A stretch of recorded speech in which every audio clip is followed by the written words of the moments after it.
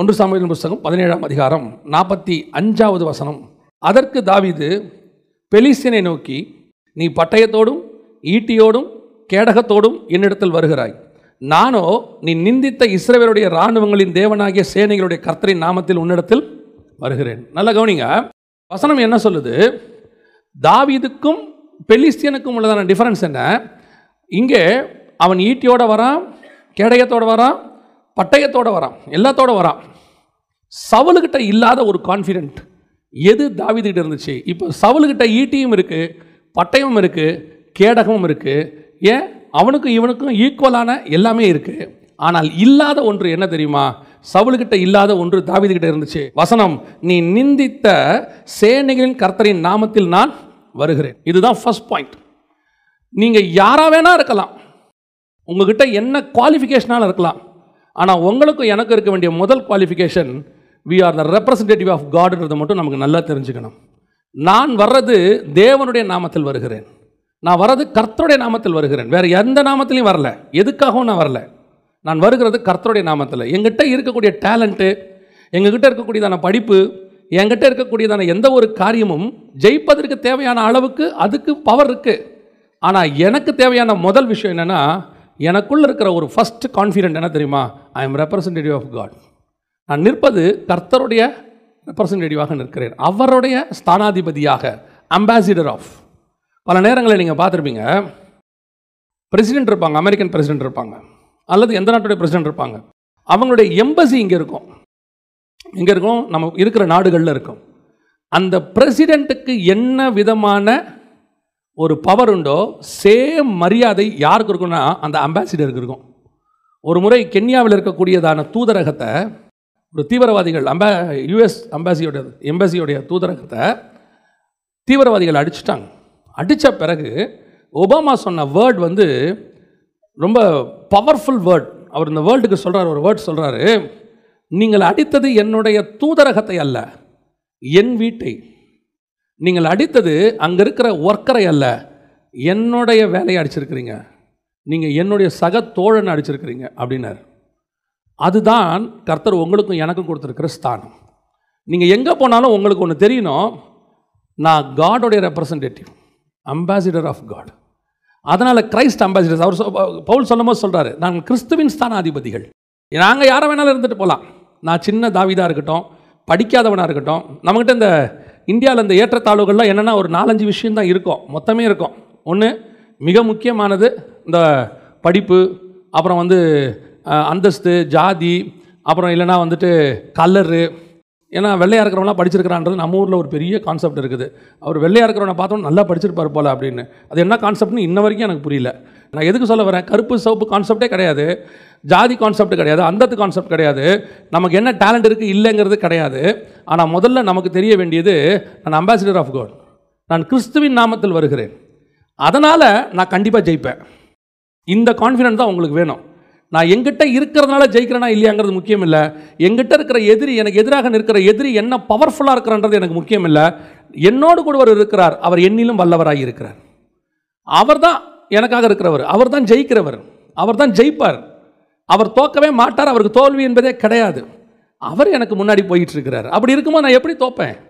தோக்கவே மாட்டேன். சில நேரத்தில் பார்க்கறதுக்கு தெரியும் தோக்கிற மாதிரி, தோக்கவே மாட்டோம் லைஃப்பில். நீங்கள் ஒன்று மட்டும் நல்லா தெரிஞ்சு வச்சுக்கொள்ளுங்க, போகும்போது ரெப்ரசன்டேட்டிவ் காடாக போகணும். சிலர்லாம் சில நேரத்தில் பாருங்கள், நம்ம எல்லோரும் நின்றுக்கிட்டு இருப்போம், அட்மிஷன் வாங்கிறதுக்கு, காலேஜில் அட்மிஷன் வாங்கிறதுக்கு நிற்போம், +2 முடிச்சுட்டு.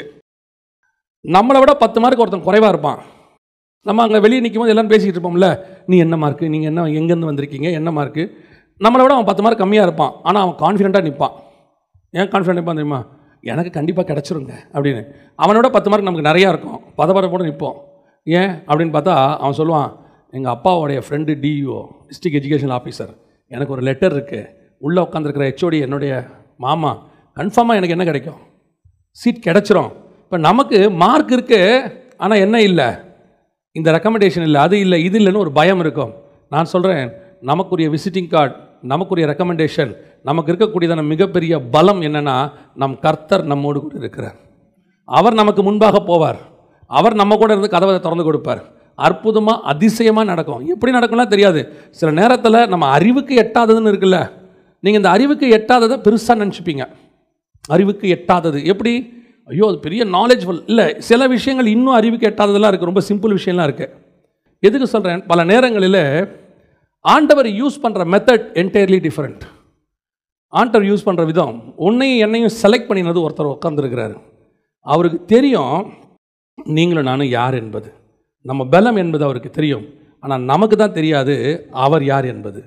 அவருடைய பலம் என்ன என்பது நமக்கு தெரியாது. பல நேரத்தில் நாம் என்ன பண்ணிடுவோம் தெரியுமா? நம்ம பலத்தை நம்பிக்கிட்டு இயேசுநாதரை போட்டில் தூங்க விட்டுருவோம். ஆண்டவரே படுத்து தூங்குங்க. எங்கே பாப்பா சொல்கிறீங்க? ஏப்பா பிரயாணம் போயிட்டுருக்கோம், இஸ்ரவேலை காக்கிறவர் உறங்குவதும் இல்லை தூங்குவதும் இல்லைன்னு இருக்கு, என்ன தூங்க சொல்கிறீங்களே? ஆட நம்ம கடல் ஆண்டவரே. பாருங்கள், பேதுரு இருக்கார், சீனியர் ஃபிஷர்மேன். அவர் ஓட்டாத போட்டா அவருடைய அசிஸ்டன்ட் யோவான் இருக்கார், அவரும் கோ பைலட்டு, பயங்கரமான ஆள். இது பத்தாததுக்கு அந்திரேயா, எல்லாம் ஃபிஷர்மேன். அத்தனை பேரும் போட்டு நல்லா ஓட்டுவோம். நீங்கள் படுங்க ஆண்டவரே. ஆண்டவர் சொன்னார், உண்மையாவா படுக்க சொல்கிறீங்க? கன்ஃபார்மாக படுக்கட்டுமா? படுங்க. எப்படி படுக்கணும்? தலைகாணி வச்சு படுங்க. வசனம் சொல்லணும், தலையணை வைத்திருந்தார். இவன் தலையணை கொண்டாந்துருப்பான் போல இவன் படுக்கிறதுக்கு. அவருக்கு தலைக்கு வச்சு படுக்க வச்சு, நல்லா படுங்க ஆண்டவர் நாங்கள் பார்த்துக்குறோம் சொன்னார். நான் கண்ணை மூணே உன் கதை முடிஞ்சிடா, யோசிச்சு சொல்லு, நல்லா படுங்க ஆண்டவரை நாங்கள் பார்த்துக்குறோம். எல்லாருக்கும் அவங்க பலன்.